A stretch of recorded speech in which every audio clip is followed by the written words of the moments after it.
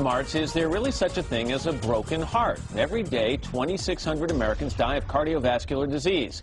One person every 33 seconds. And despite big medical advances, more than 650,000 new heart attacks take place every year.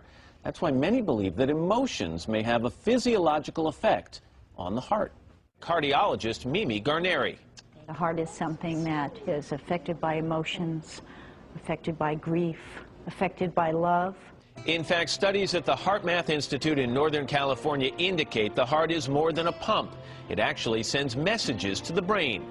If we're stressed a lot, feeling anxiety or frustrated or angry, that causes the heart to beat in a more chaotic rhythm and pattern, and that's creating less efficiency in the heart. It's having to work harder. Physiologically, how does sadness or unhappiness physiologically impact the heart? Well, let's talk for a second about stress. People can relate to that. When you're emotionally upset, you produce stress hormones. So things like cortisol, which raise blood sugar, adrenaline, which raise blood pressure, increase the heart rate, make the heart skip beats, and constrict coronaries.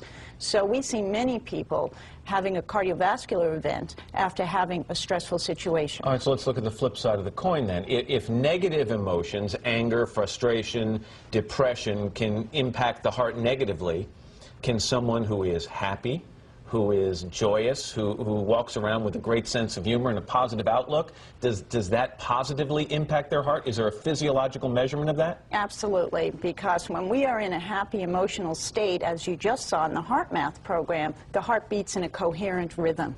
When we are angry and frustrated and tense, the heart pattern is totally chaotic, and there's now research documenting this and showing this. That's why we do the kind of work you just saw at Scripps. We'll put in the stent, but we say we also have to do the deeper work. In addition to the diet and exercise, we really need to get people to work on things like forgiveness, gratitude, look at whether they're angry or hostile. These are important when it relates to the heart. All of us get angry from time to time, and occasionally we say things we later regret. But where does anger come from? How can heated emotions cause us to lose complete control? Until recently, most doctors believed that anger came from negative thoughts in our brain. But now new research shows that if we want answers, we should really look to our heart. In the hills of Boulder Creek, California, 70 researchers and scientists at the Institute of Heartmath have spent the last 7 years exploring the untapped potential of the human heart. And what they have found could significantly improve our health. It's been known for many, many years that the heart has neurons in it and sensory neurites that send information back to the brain. Rollin McCready and Deborah Rosman, HeartMath's co-founders, believe the heart literally talks to the brain. More importantly, they say the heart actually has a mind of its own. It can learn, it can remember, and the signals or information that the heart sends back to the brain in our head can have profound influences on the way our brain functions. Here's how it works. The heart has the same peptides or amino acids that are secreted from the brain. Because of these peptides, the heart functions much like the brain, which makes the likelihood of a link between our hearts and our health that much greater. This is the HeartMath lab where we research stress and emotions and disease like headaches, PMS, sleeplessness that people have from stress-related disorders.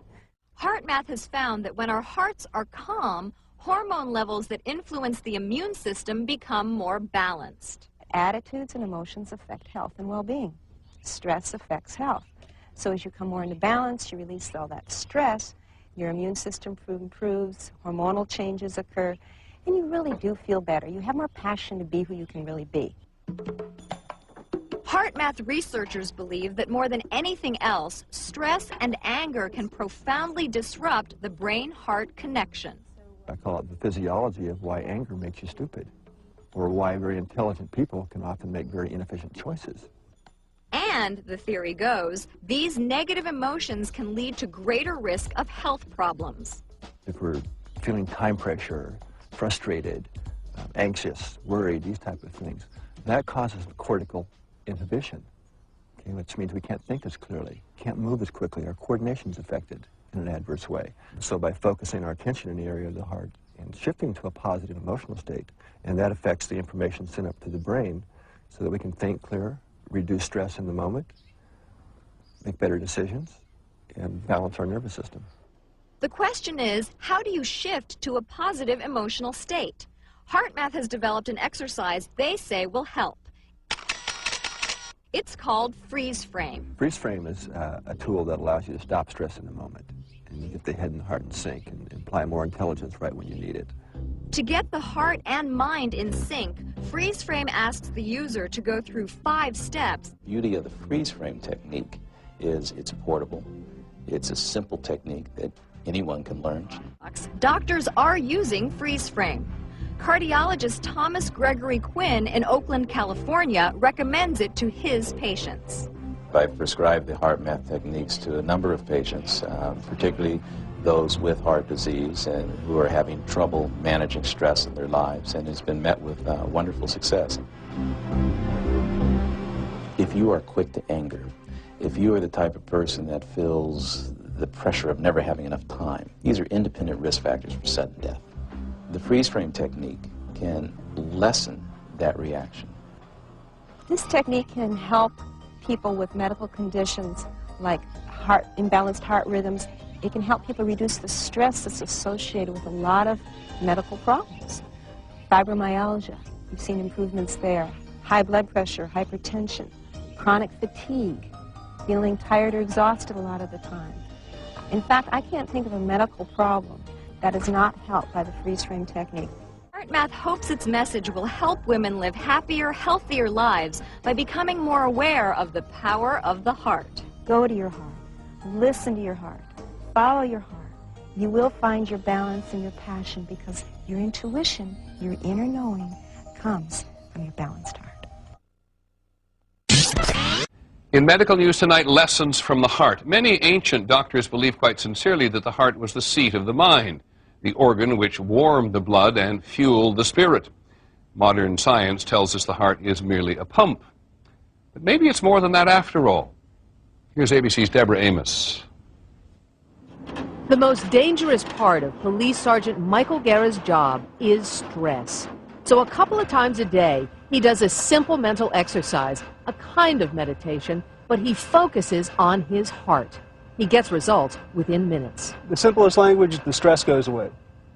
The anxiety, if I just feeling that maybe my blood pressure's up or just feeling nervous.